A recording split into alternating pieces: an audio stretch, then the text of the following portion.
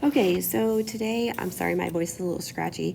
We are talking about rational functions. So remember, a rational number is a fraction, right?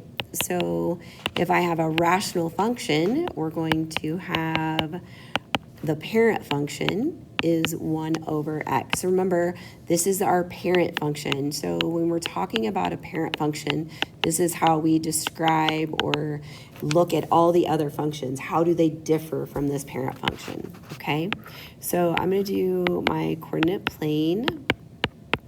And what we're going to do is we're going to have a list here. So our first thing that we're going to do is we're going to set our denominator equal to 0.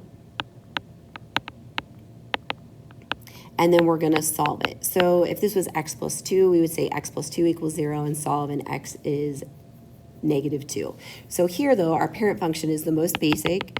So we're going to draw our asymptote, and so x equals 0. So this will be your x asymptote. Okay?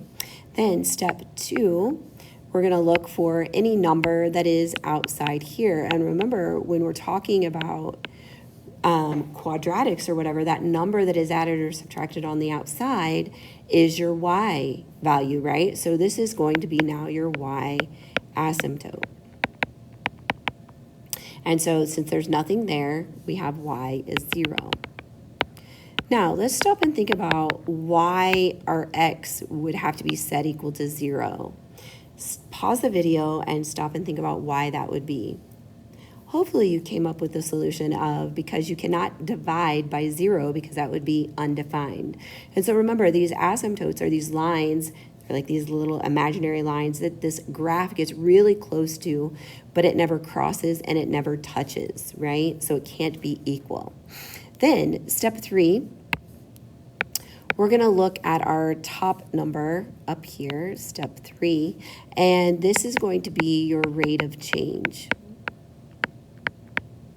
And so if it is positive, it's going to be in quadrants 1 and 3, okay?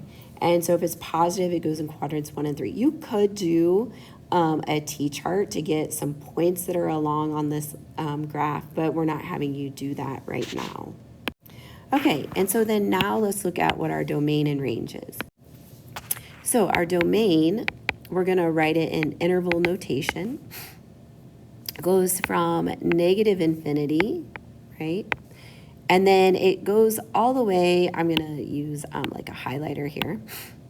It goes all the way from negative infinity, and then it gets really close because we're looking at our x values, right? It gets really close to our 0, right? Our x asymptote. So it gets really close to that.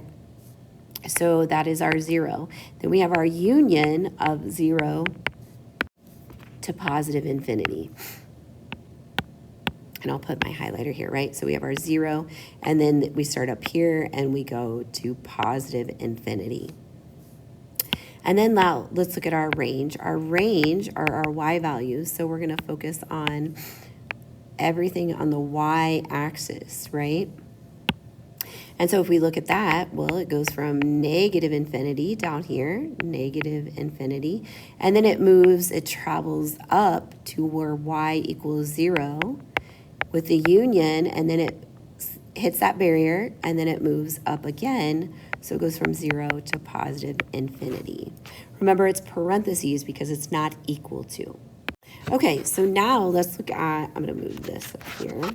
Now let's look at if we have a reflection. So I'm just going to do the most basic. We have a negative 1 over x. So we're going to do our coordinate plane. Set our denominator equal to 0. So we have x equals 0. There's not a number out here, so that's our y equals 0.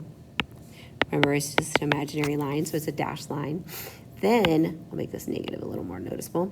Then step 3, we're going to look at our rate of change. Well, it is a negative, so it's a reflection in the x-axis. So remember, the parent function was in quadrants 1 and 3, right? So what's going to happen is this graph, this part of the graph is going to flip over the x-axis, And so it's going to go down here in quadrant 4. And then going back to our parent function, quadrant 3 is going to move up to quadrant 2.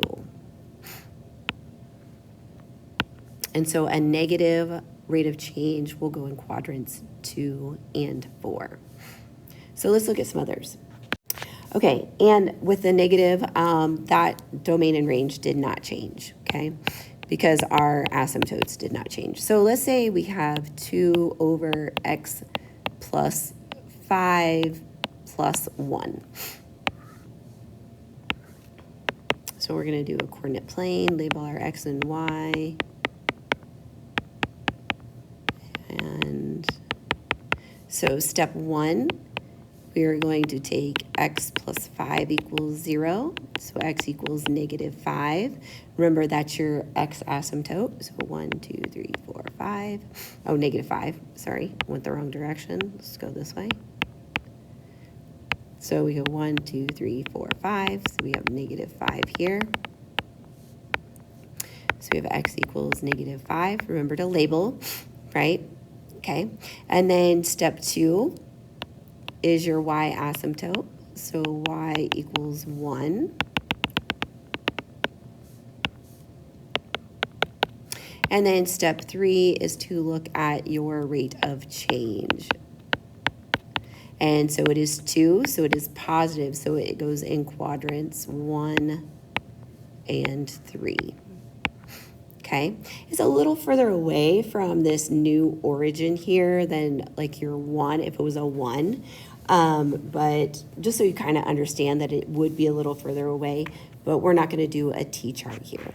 And then your domain would be your negative infinity. Again, you're looking at your x values. It's important to understand domain. Domain is all my x values across here, right? Well, they go from negative infinity, and then they hit that barrier of negative 5. So then the union of negative 5 to positive infinity. And then my range, remember your range is all your y values, right? All your y values. So if we look at that, it goes from negative infinity, then it hits a barrier of 1 with a union of 1 to positive infinity.